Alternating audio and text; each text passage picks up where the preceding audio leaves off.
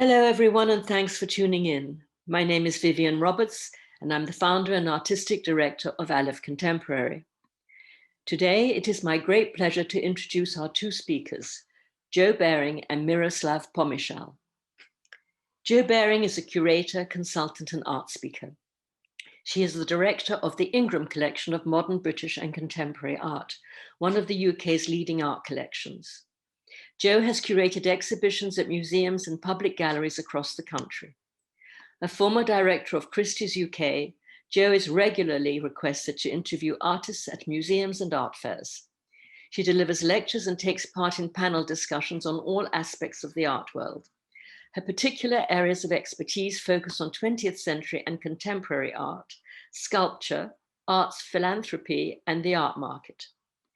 In spring 2020, she released her first podcast series, Sculpting Lives, supported by the Paul Mellon Centre for Studies in British Art, which was The Guardian's Art Podcast of the Week. Series 2 will be released later this year, and she is currently editing her first book on modern British art, which will be published in 2022.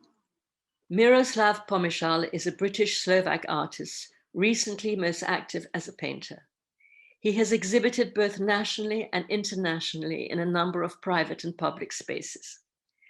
Pomichal holds his MFA from Wimbledon College of Art and a BA Honours Art History from the Courtauld Institute of Art, London. His work is found in numerous private and public collections, including the Ingram Collection, UK, and the Benetton Foundation Collection. The artist has had solo shows at 3 works with Anna Milenkovic, Scarborough 2020, Kun Kelemen Fine Art, Bratislava 2017, Flatgallery, Bratislava 2016, and Canal, London, also in 2016. Pomichal has also exhibited in a number of museums, including the Institute of Contemporary Arts, London, the World Museum, Liverpool, the Lightbox in Woking, the Leopold Museum in Vienna, and the Bratislava City Gallery. Hello, everyone. Thank you so much for joining this talk and conversation with the artist Miroslav Pomichal. I'm delighted to be here with you today, Miroslav. Now, we actually go back quite a long way, don't we? We do, Vivian, and thank you for introducing me, and thank you so much for having this talk with me, because it's been a couple of years since we haven't had this, and we've worked together before, and which is great. Yeah, so basically, for those people that don't know, so we actually bought, so the Ingram Collection, so Chris Ingram and I came to your degree show at Wimbledon, and when was that, back in 2013, 2014? 2014. So we're talking 7 years ago we've known each other. So 7 years ago we came to the degree show and we were looking around, and I really actually remember still, and Chris and I still remember that moment of coming into the room and seeing your works there, and it was really a real jolt, and the kind of the power that they convey was really incredible, actually, and we were thrilled to see your work and learn about your work from that show. And since then we've got a number of works by you in the Ingram Collection, which we have shown at museums and galleries and institutions across the country. And I suppose the earliest one is a 2013 piece called Mismatched Couple, and then we've also got some paintings made in 2014, Bather 1 and Bather 2. So we can talk about those in a minute, actually, because I think they're a very nice way in to the works that you are making at the moment, the works that are in this show for Aleph Contemporary. And so let's start off. So since then, we've worked together on a number of things, and you've actually helped us with the Young Contemporary Talent Prize that we do. You've done talks with Chris. So it's lovely just to have this opportunity to discuss your latest work in detail. Yeah, absolutely. Thank you. And as you quite rightly say, the new work is a little bit different. Some may think it's radically different. I don't think that, but there are differences and there are similarities with the work, and I think just to discuss what those are and to put that work into context of my previous work, I think is really special, because that doesn't happen often, and I think it's quite a privilege to kind of see for you to see my work in that light and from that angle. Okay, so if we start off with the earliest work that we've got in the Ingram collection, which is Mismatched Couple. Now, I think there are going to be some images coming across screen, but for people who are listening to this on the podcast, I know it's quite an ask, but are you able to describe the work for us? Okay, so I teach history of art, and there's this whole visual analysis kind of like No, I've really put you on the table, spot, of scale, tone, color, shape, object, and I'm not going to go into that because that would probably be bore the listeners. But yeah, some of them are relevant. So it's a diptych. They are 2 meters by 160 centimeters each, and they each are a painting of a figure, and so they're a couple. The figures are androgynous in terms of the sexuality or gender might be. I don't actually know which one is which. Sorry. I think what their sex is, and I think that's why the name Mismatched Couple. It kind of relates also to obviously the mismatched couples of the Middle Ages and things. So they seem to be kind of dancing or floating. They seem to be composed of hard planes, almost pseudo cubist or again Gothic planes, and they are floating on this flat orange background. And in the middle of the two is a carved, painted wooden pole, and that's it. And actually, just trying to get a sense of the color, because the color, the palette that you use is so incredibly strong and full of energy. And I think it's really important to convey that sense that you've created with those works, especially when we're thinking about the palette, when we come on to discussing the works in the current exhibition at Aleph Contemporary. There's a really great quote actually that I found from, I don't know if you were talking about the works at the time or a little bit later, but you were just saying that the individual colors, forms, and textures of the painting are all intended to induce a feeling of nostalgia in the viewer for a lost age when the importance or meaning of a work of art was emphatically not linked to technological advances, when the most radical artworks in the earlier 20th century were a rejection of Western society, technological innovation, and the resultant binding of freedoms. Mm. Yeah, I actually think that quote is probably even more relevant to my new work. It's a lot more explicit in that. Absolutely. But I would add to that because I can't really, argue with it because I said it. But I would add to that nostalgia is emphasized by that painting's similarity to a landscape with a sunset in it, and I was quite sort of precise about trying to get that feeling through, because with a landscape and sunset I always have this feeling of nostalgia and a feeling of, it's such a brief period of beauty when the land is clothed in this orange gold, and that color scheme, the dark green with the orange, was meant to suggest that and imply that, and it's why I think of those paintings as landscapes as well. So yeah, it was quite an intended effect. I'm not sure whether that was intended. I'm interested in actually what you say when you're describing that landscape and you're describing the colors and the sun setting, and it potentially doesn't seem that like an English landscape to me, and how much of your childhood and the time spent growing up impacts your work. So for listeners, can you tell us a little bit about your background actually? Yeah, so I mean, there could be, now I think about the sharpness of the angles, could relate to the mountains, of Slovakia. So I'm from Slovakia, even though I was born and raised near Bratislava, and my parents studied and worked there, so it was close to the capital city. But both of my parents had a really close relationship to the wild, to wilderness and to the wild in Slovakia, and we used to go every weekend to the countryside, whether that would be like as tourists, whether it would be going to a chalet that we could use. It impressed itself upon me, but I didn't grow up in a shepherd's hut, sadly. I would have loved to do that. I grew up in a communist country, communist Czechoslovakia, and maybe that, and then I came to England when I was 8, and maybe that just even, sort of strengthened even more that yearning, which I can't rub out, for the idea of an idyllic life in the countryside or with the land. It's always going to be there, and yet inflected with all the, with the moment in which we find ourselves, both sort of technologically, but also philosophically, art historically, etc., etc. So how do you make images that point to that eternal freedom or eternal hope or eternal yearning, while you tick all the boxes that you have to, almost as a human being living today in this moment, which is probably the dilemma of every artist.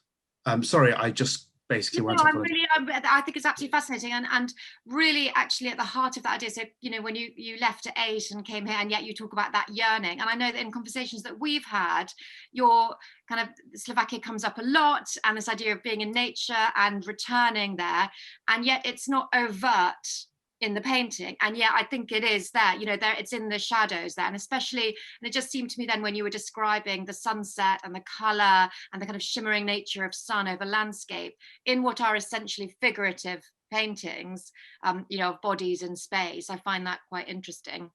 And I suppose then if we link on to the other works that are in the Ingram collection that we've shown in museums and galleries across the UK, it's, again, they're figures in landscape, aren't they? And they're a year later. Yeah, they are actually a lot more explicit in that sense. So while Mismatched Couple had an enigmatic, almost aggressive quality to them, the bathers were a lot more delicate. There are bathers, especially there are these kind of two small figure in the background actually bathing.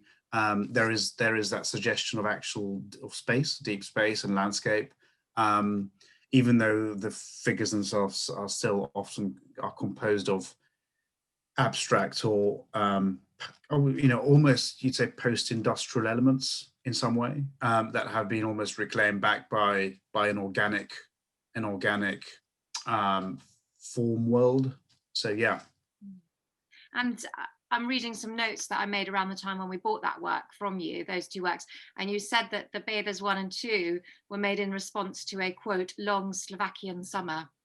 So interesting that is still, that those themes are still there, and inspired by a woodcut by a German expressionist painter and printmaker called Max Pechstein, who was expelled by the Nazis, which I find interesting.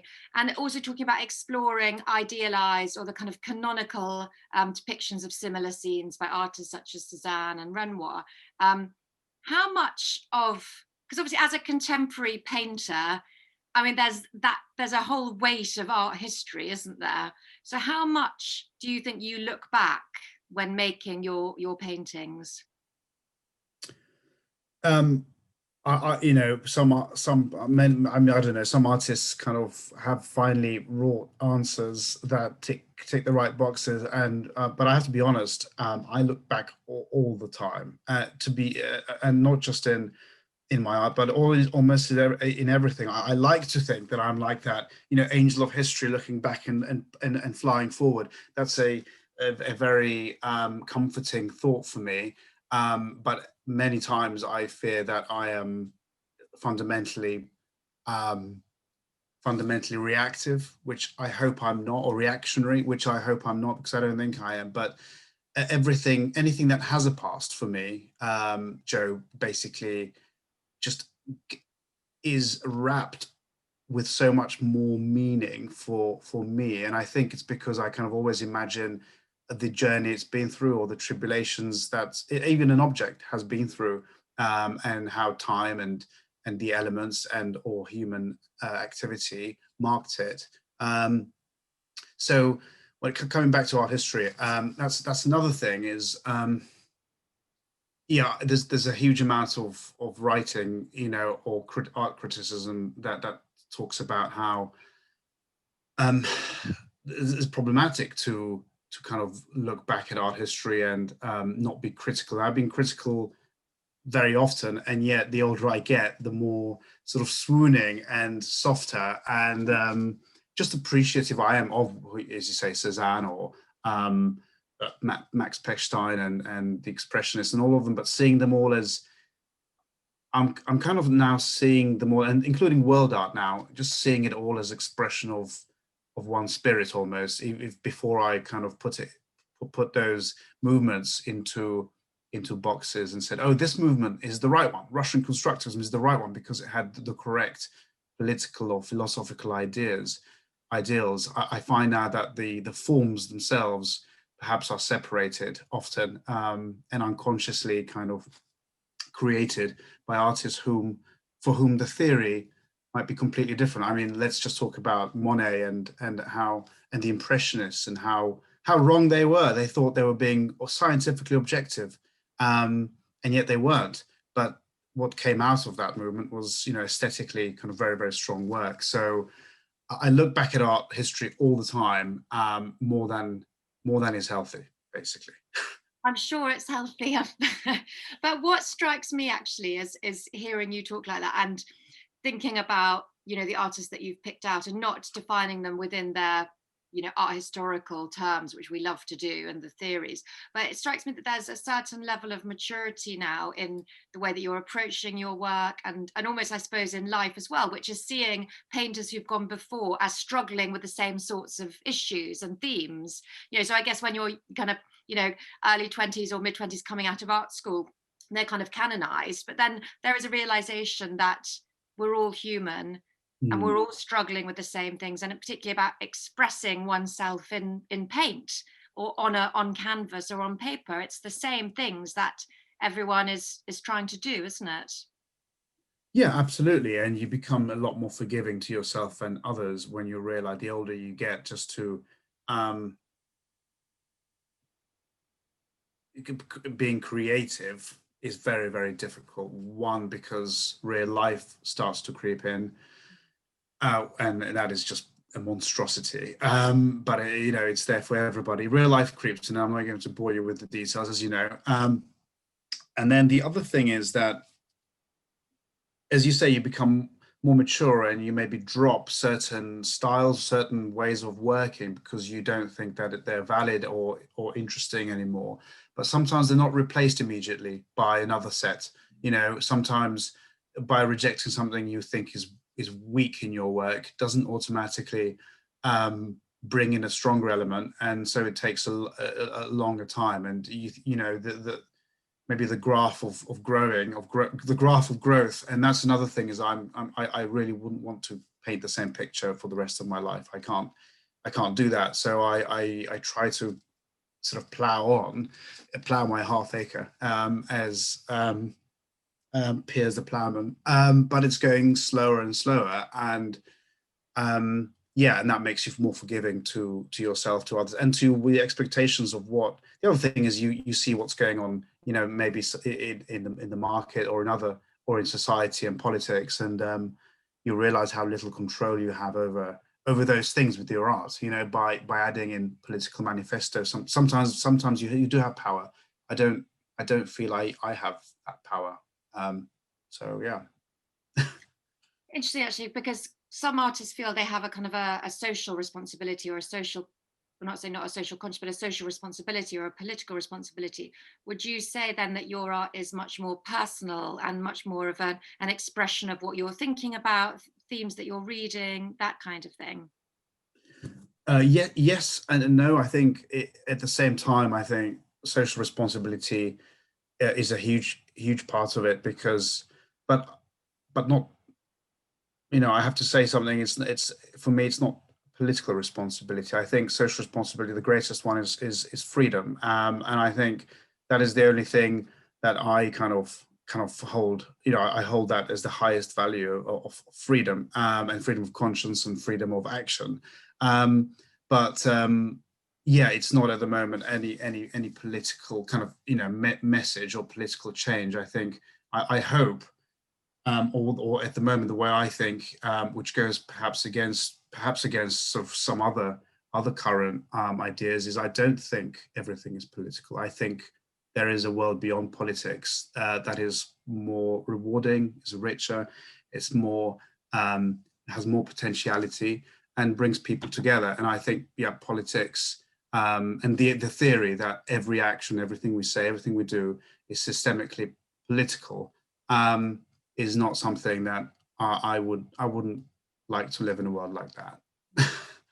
I think, and this moves in then to the works in the Stifled Cry, which I've just pulled up beside me to have a look at. But I think that there is a universality to an experience that you are describing in the works that is a way in for us all. And particularly, obviously, after the kind of the year that we've had, some of those themes are more vital, I think. And so if we talk a little bit about the themes within the works in the Stifled Cry. So, I mean, some were made in the pandemic and some are a continuation of the work that you have been doing. So for people, there's going to be some images coming up on screen for people who are watching this as a video, but for people listening, can you describe the main motifs within this body of work? Yeah, okay. So the main motifs are two types of inanimate objects. One would be stone objects, either fashioned into some kind of architectural element or not, or just sort of masonry. The other kind of object would be sort of old armor and weaponry, unidentifiable in terms of location, really, but discarded, used and useless, really, in that sense. And some of my paintings are just collections of those collections of just the armor, sometimes just the stones. So they're almost kind of still lives, almost, but some are arranged to look almost like a figure. Some are teetering on a stone ball, so there's that idea of light and heaviness.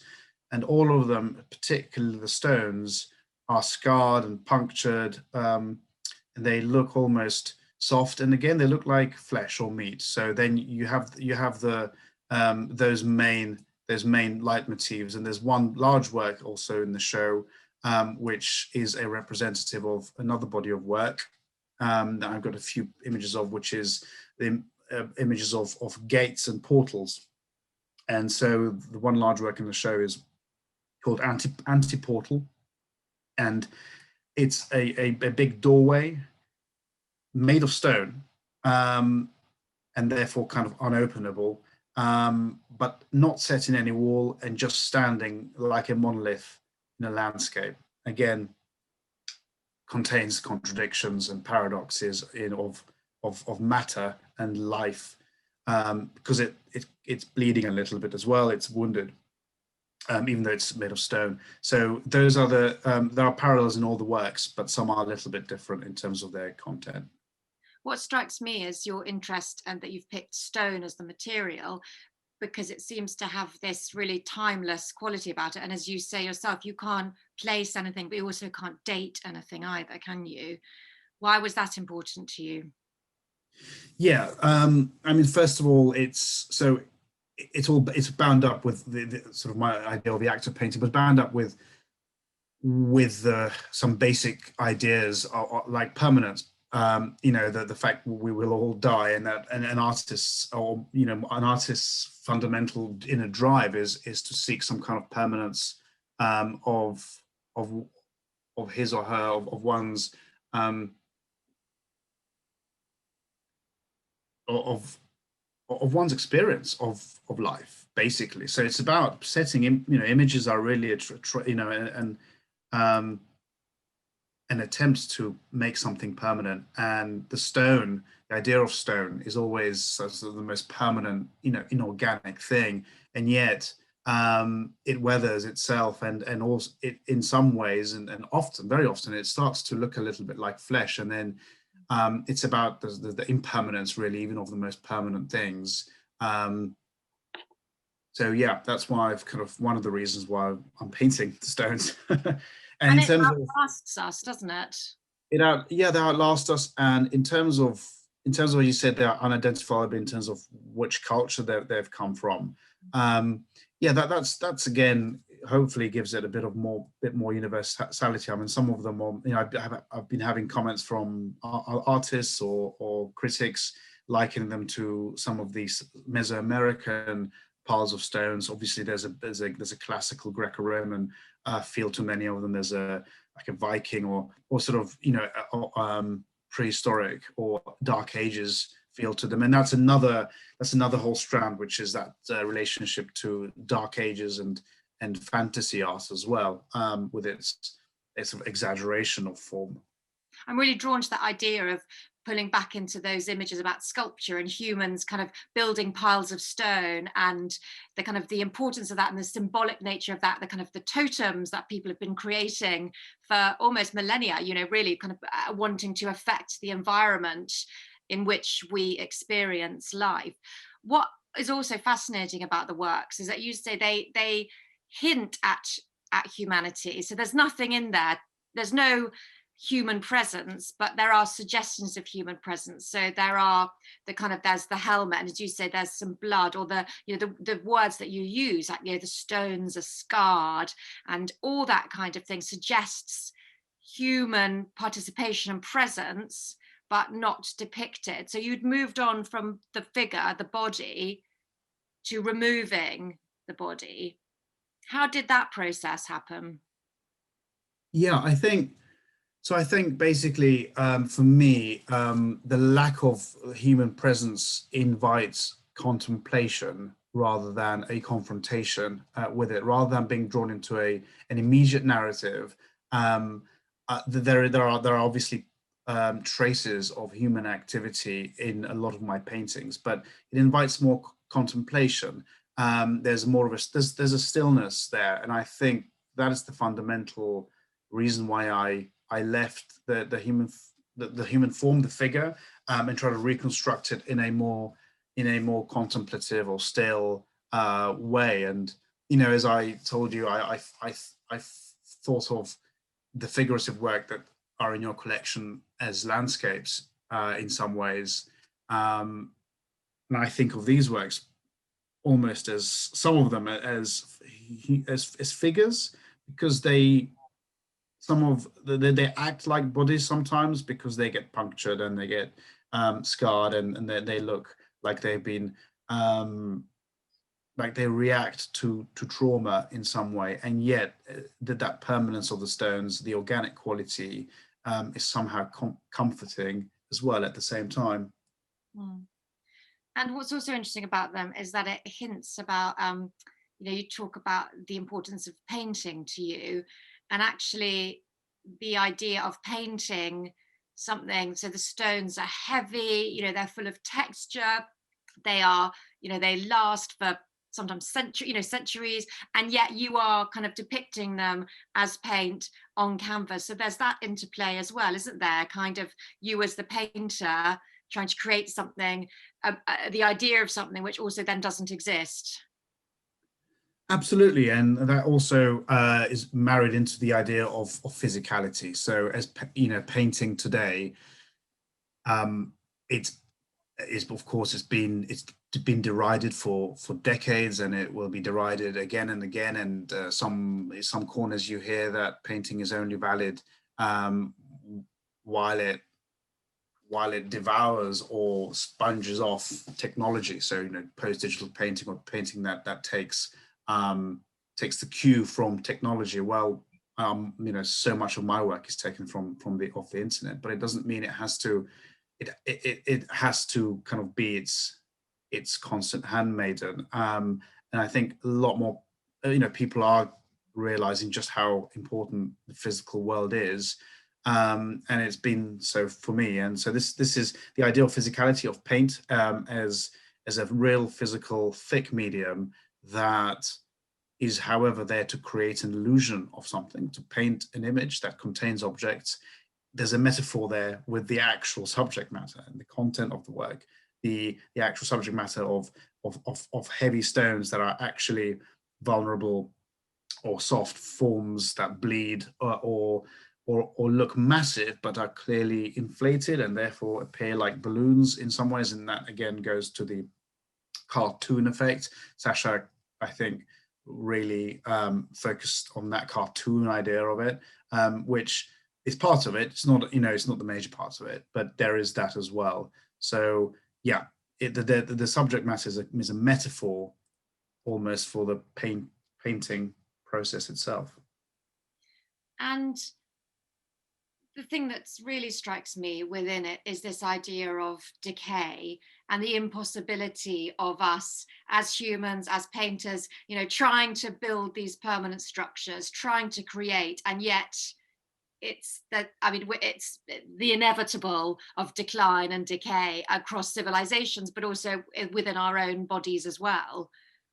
Yeah. So that's again something that I always found. I mean, I remember, I just find it so strange to watch films about set in, I don't know, wherever, LA or London police or thrillers and things, and or films about bankers, and they're all wearing these crisp suits and white shirts and perfect hairstyles, and everything's perfect. But I can't stop imagining the sort of processes of physical decay happening underneath that, and that's the reality. It's always going to be there, morbidly.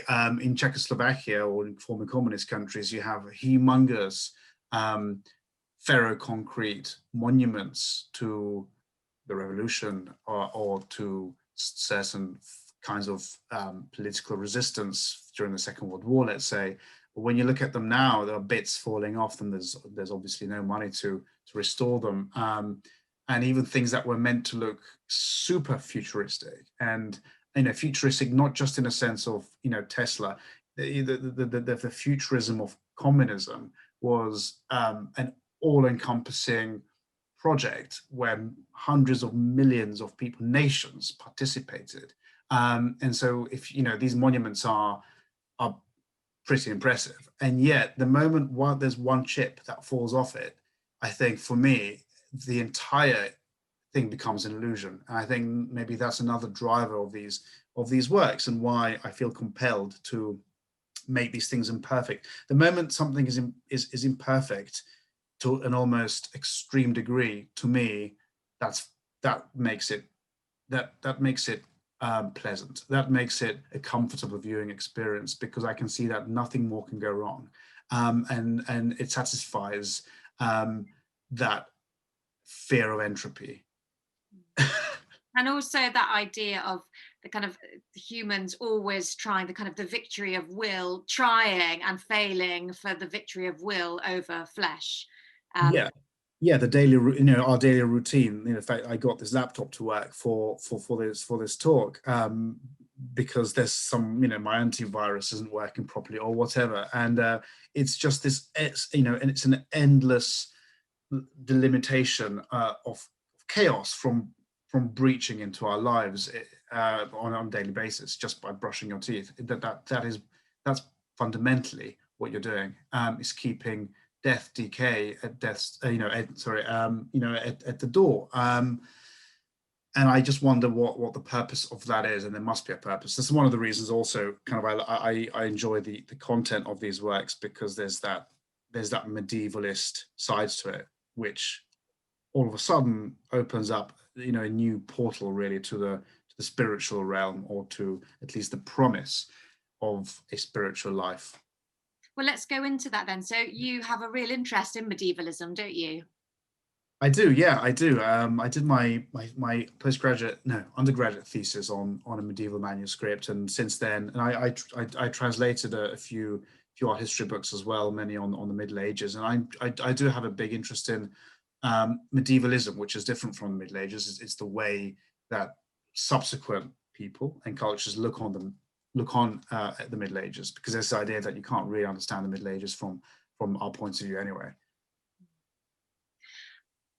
What you said about that idea of the spiritual realm, I want to explore a bit more, because although we've talked about kind of entropy and decay and ruins and you signpointing the way to us, the works in this exhibition are in no way depressing. You know, I don't find them depressing. I don't find them negative in a way. I find them in a way very uplifting and kind of, I'm trying to think of the right word, but just a confirmation of our shared human endeavor, you know, and potentially then that is linked to that spiritual realm, or the idea of spiritualism that you were talking about, linked to medievalism.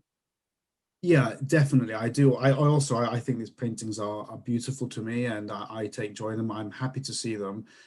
They don't, yeah, I think they're very positive images. They're the images I need to paint. But what was I going to say about this the spiritual side of them? Yeah, painting itself that's another thing with this physicality and its creation of illusion, is an act of going beyond itself. Painting itself is a spiritual activity by its very definition, because it points to something else, or it transforms matter into something else. That's another really compelling, interesting idea for me, and I think there's a parallel again, the metaphor for the image of the heavy built monastery, or the heavy, you know, the castle of God, or the heavenly gates, all those images that are built of massive stones and yet are there to protect the soul or to welcome the soul from danger, has a fundamentally spiritual message or objective. And it's what I'm interested in medievalism, is that idea of contradiction between the heaviness and actually what it's meant to point to, or what it's meant to suggest or protect or help in achieving. So really painting is symbolically and metaphorically a really good mode of expression for this subject matter. And also it's the idea that we've talked about, which is our kind of mission or our desire to go beyond the limits of physical matter in order to create more, and making it a portal almost into a different reality, or a way in. And I suppose again, that's, if we talk potentially then just quickly, because I know we're about to run out of time, but some of these specific works in the show, and that portal idea links us on to Antiportal. So can you tell us a little bit about that? Yeah, that was a really nice way of you putting it. So I can't kind of improve on it. But the Antiportal itself, links to all of this, because it's painted with thick paint. It's made up of these incredibly large blocks that at the same time look very soft, like they've been eaten up and softened and rounded by the weather. They're also cracked, they're scarred, they've got a kind of bleeding as well.